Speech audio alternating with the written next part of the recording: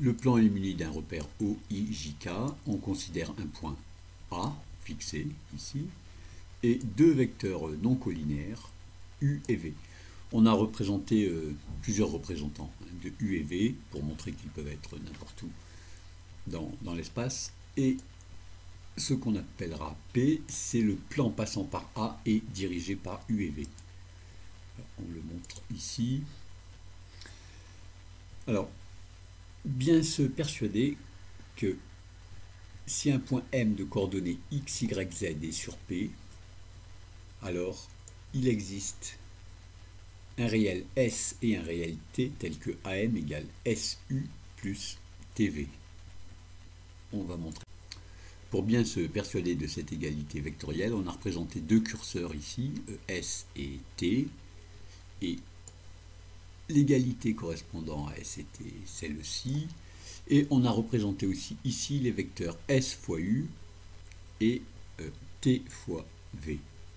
Voilà, alors on peut faire varier ici, c'est 1,5 U plus 2V, on peut faire varier S ou T, éventuellement les rendre négatifs, et bien se persuader que toute valeur de S et de T donne un point M du plan, et inversement que tout point M du plan correspond à une valeur unique de S et une valeur unique de T. Ici on est comme dans un plan en classe de seconde.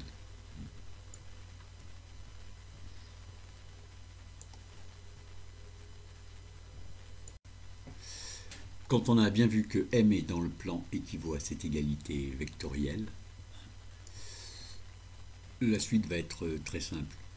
On traduit cette égalité avec des coordonnées.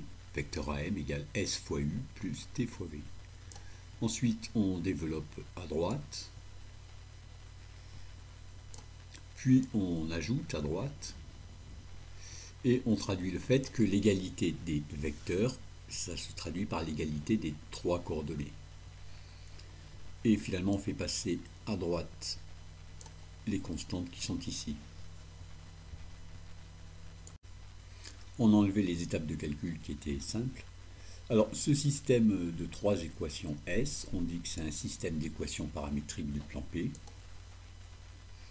Ce système est vérifié si et seulement si M, X, Y, Z est dans P. Et on dit que S et T sont des paramètres.